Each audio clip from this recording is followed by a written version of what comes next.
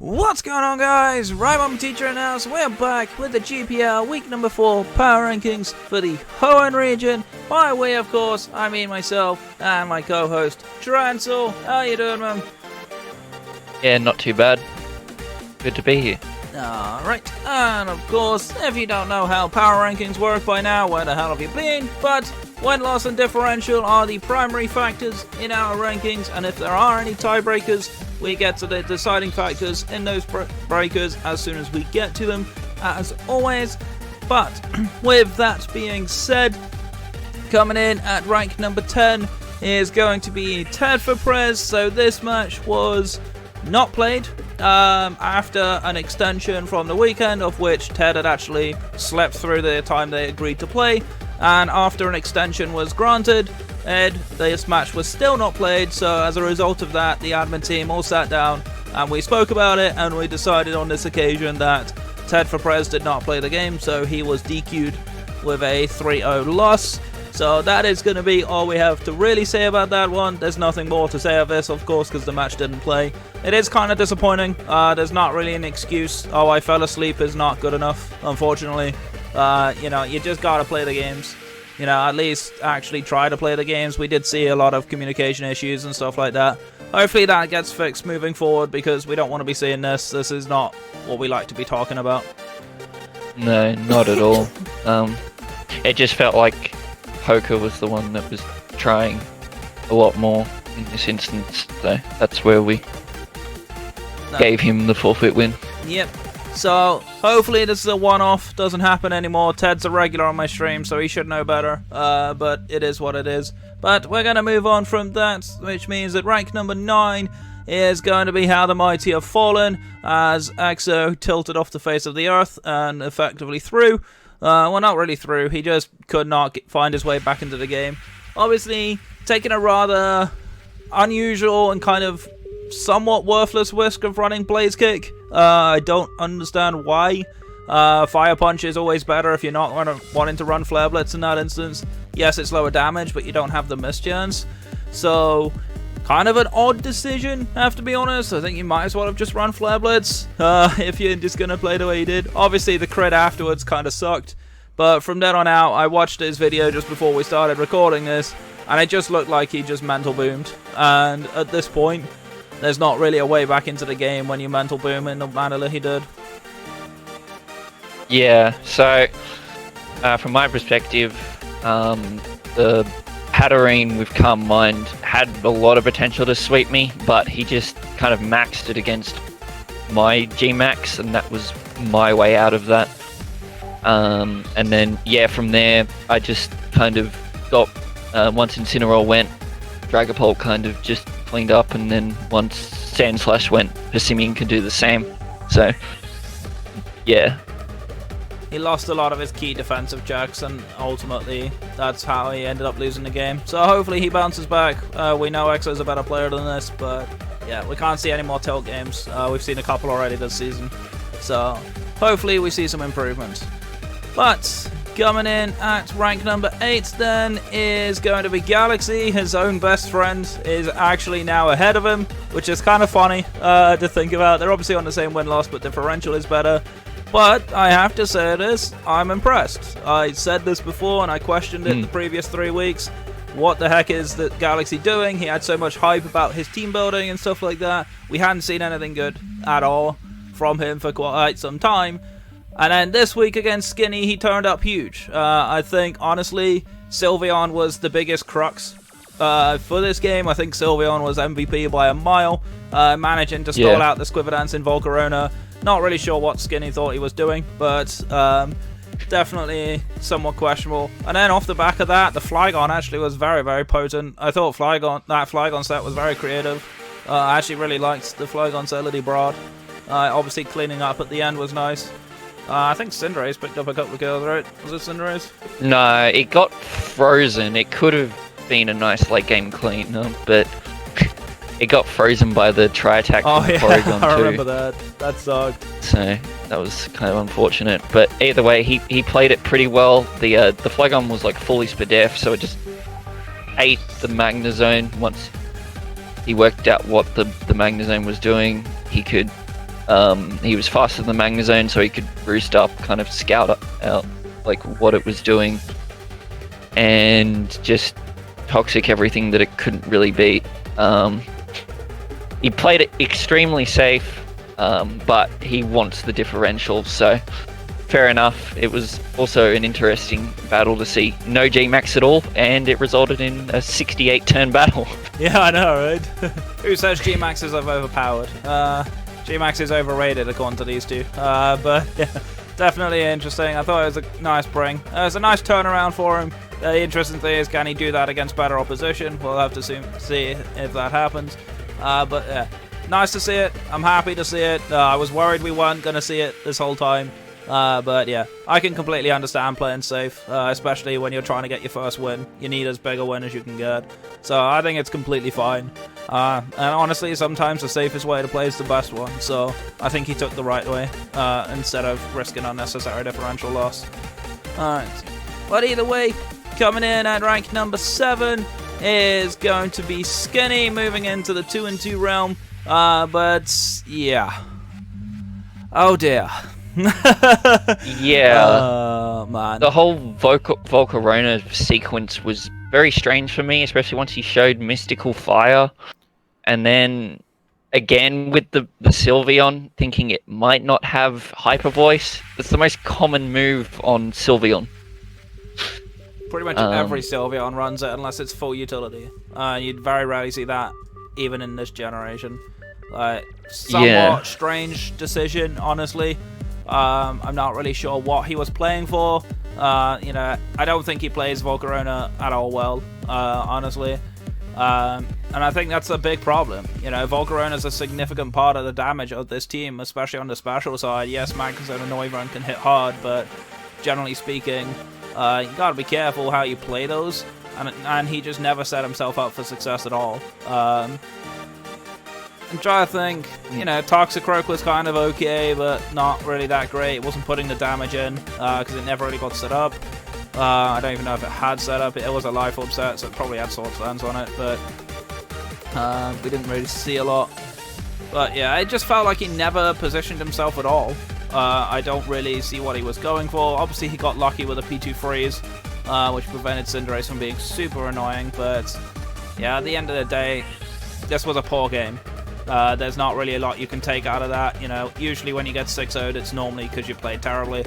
And that was definitely how it went this game.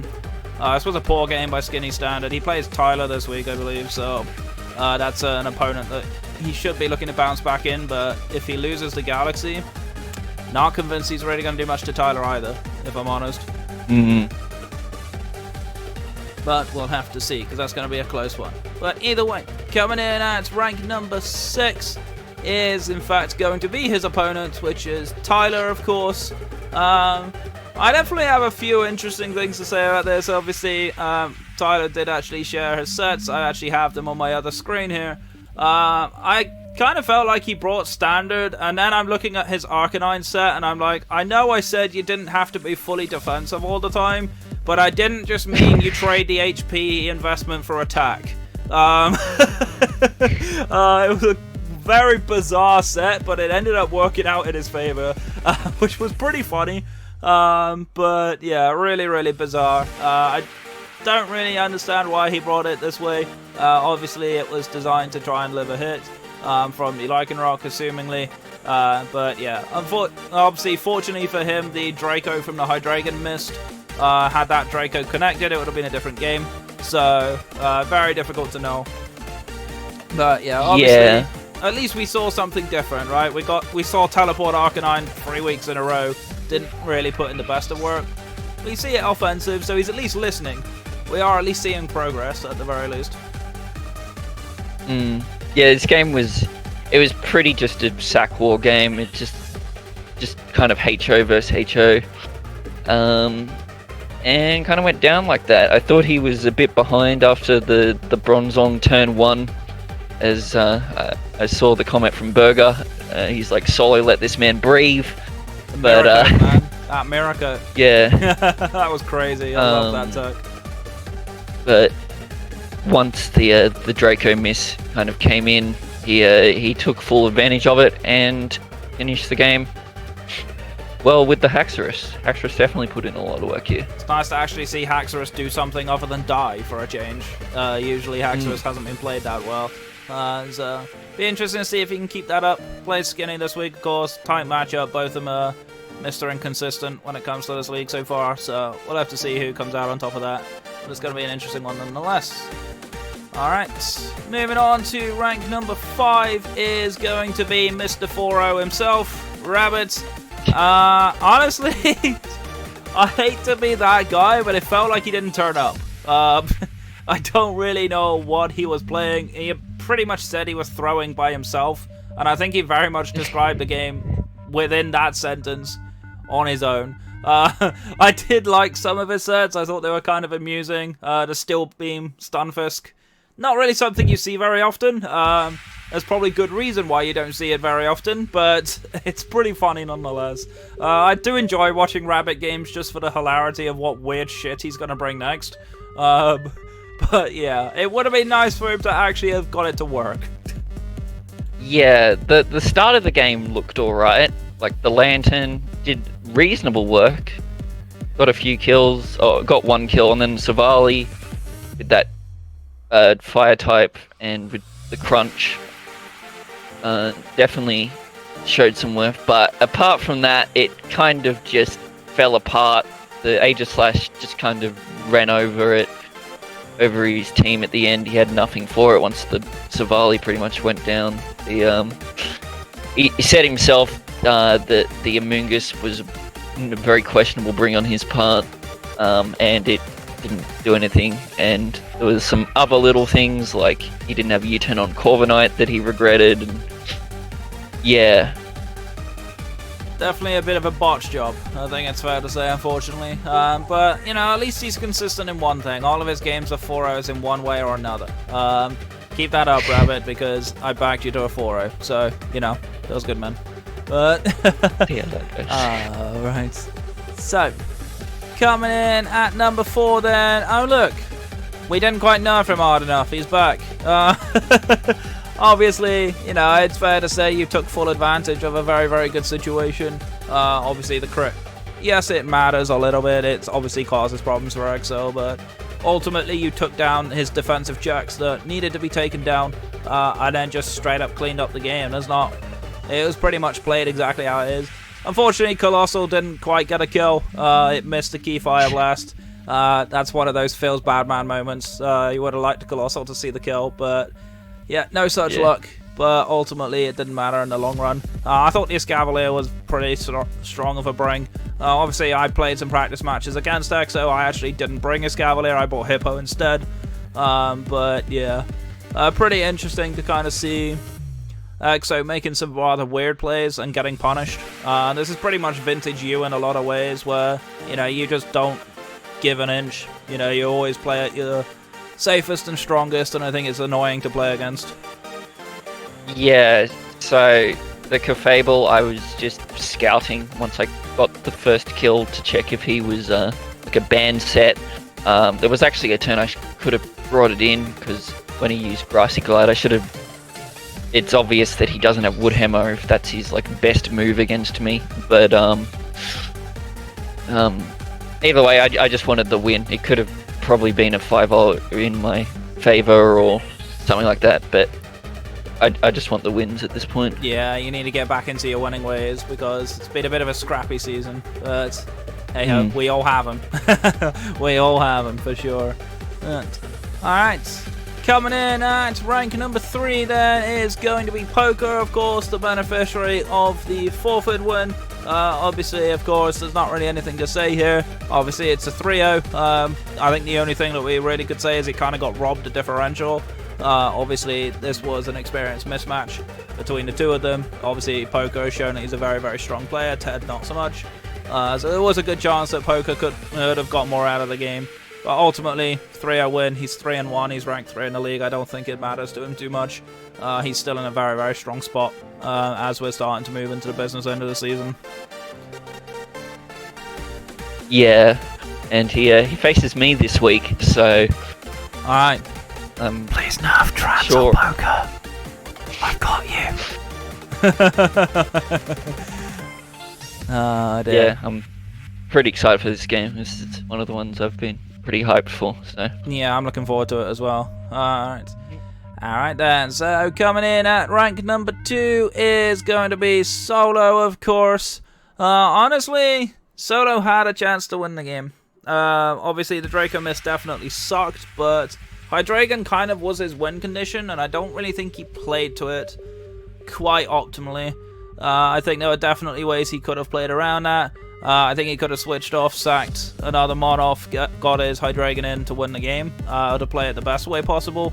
But unfortunately, he didn't see it, so he played a bit aggressive. He played the typical Solo style that we know. He's in your face and never thinks of anything else. And unfortunately, it kind of didn't pay off for him, losing Hydreigon.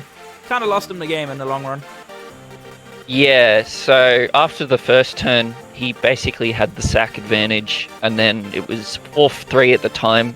So I feel like he could have gone Vikavolt because it was slower than everything on the team. And just sacked that off and not risk the Draco miss. And I think he could have been fine, but he left it in the hands of 90% accuracy, and it failed him, unfortunately, this time. We've all been there, I can tell you that much. I've missed more Pyro Balls than I think I've ever missed any other move in the game. So, yeah, I definitely feel that, but yeah. Ultimately, this is vintage Solo. We kind of know, we almost knew in our heads when we watched the game that Solo's not going to play the safe play here. We know he's going to be the aggressor. That's just what Solo does. But yeah, obviously it came back to bite him on this occasion, but this week round he actually plays the current rank 1, which he's still unbeaten, is Pelly, of course. I'm looking forward to seeing this match. Obviously Pelly's got a very bulky team, Solo's got a very aggressive team, so this is going to be a really interesting matchup. But nonetheless, I think Pelly just did typical Pelly things. Honestly, I don't think there was anything too complicated about this. Pelly just got ahead and never really looked back, obviously punishing Rabbit for being somewhat hopelessly optimistic. Yeah, the Aegislash definitely put in work. It's interesting, a small detail was that the Piloswine was able to set up Stealth Rocks as it switched in, so it was actually, he had it to outspeed the Lantern. Quite an interesting detail there. But the Aegislash kind of just walled the Corvi and the Rabombi. He didn't have power trip on the Corvi, so yeah, he got a lot of kills, and that in the combination of Slowking just kind of put in the work. Yeah, it'd definitely be interesting to see how he matches up to Solo this time round. My camera decided it didn't want to focus on my face. I don't blame it, but yeah. Alright, but either way, of course, that can put your teeth in, Rabombi. That concludes the power rankings for the Hoenn League, of course. So thank you all so much for watching. My name is Rabombi Teacher.